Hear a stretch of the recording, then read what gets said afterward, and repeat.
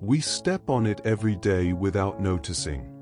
It grows along paths, near stone walls, in neglected corners of the land. We cut it down, pull it out, label it as a weed.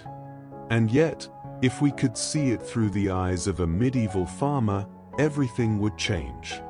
We would not see a nuisance, but a treasure. A plant capable of sustaining entire families when food was scarce and winter felt endless. For centuries, this plant was not only respected, but almost revered. Its common name carries the echo of nobility, because its generosity was worthy of a king. A plant that defies modern logic, offering a harvest calendar that seems impossible.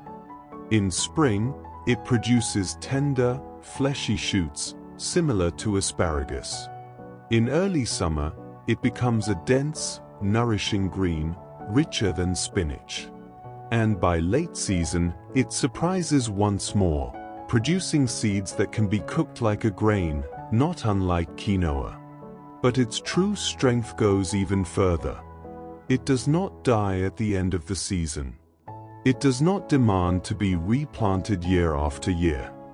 Once established, it remains. It sinks its roots deep into the soil and continues to feed for decades, often for 20 years or more, asking almost nothing in return.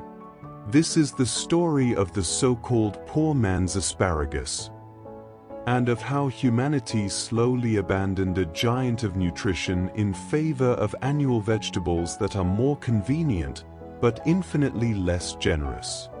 Its botanical name is Blightum bonus henricus, but for centuries it was simply known as Good King Henry. To understand how it was forgotten, we must follow its journey through time. Native to Europe, it grew naturally near human settlements, especially in mountainous and rural areas. It likely reached the British Isles in the packs of Roman legionaries, who understood the value of a plant that was resilient, mineral-rich, and capable of thriving in harsh conditions. The Romans planted food wherever they settled. They valued reliability above all else. During the Middle Ages, the plant earned its royal title not to honor a king, but to distinguish it from similar, toxic species. It was the Good Henry, the protector, the provider, the people's vegetable. It grew in monastery gardens, rural households, and near stables, thriving even in partial shade and compact soil. When European settlers crossed the Atlantic, they brought its seeds with them. In the early colonies of New England and the Appalachian valleys, this plant often meant the difference between hunger and survival. It was one of the first greens to emerge in spring, precisely when winter stores were depleted and the garden had not yet awakened. Botanically, Good King Henry belongs to the amaranth family, the same family as quinoa and amaranth.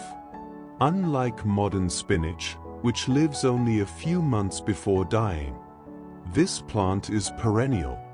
It develops a deep root system that pulls minerals up from the subsoil, bringing nutrients to the surface that other plants cannot reach. This is what makes it so nourishing, and what allows multiple harvests throughout the year. The nutritional comparison is astonishing. Good King Henry contains 4 to 5 times more iron than modern spinach. Its calcium content can be more than triple that of milk. It is rich in magnesium, potassium, and zinc. It provides vitamin A in the form of carotenoids, essential for vision and immune health, and vitamin C, which supports iron absorption and cellular protection. Its leaves also contain an unusually high level of plant-based protein for a leafy green. Like many mineral-rich plants, it contains oxalates and saponins. But simple cooking makes it perfectly safe and easy to digest. Our ancestors knew this well. No one would have eaten it raw. Boiled, sautéed, added to soups or fillings. It was everyday food. Its disappearance has nothing to do with botany. It has everything to do with economics. Good King Henry breaks the cycle of constant consumption. It does not require new seeds every year. It does not demand fertilizers. It does not need pesticides. A plant that lives for 20 years does not generate profit. A plant that can be divided and freely shared generates even less. And so, slowly, it was labeled a weed. And weeds, as we know, are meant to be destroyed. Yet the king is not dead. He is simply waiting to return to his kingdom. The garden. Its seeds are no longer found in common shops.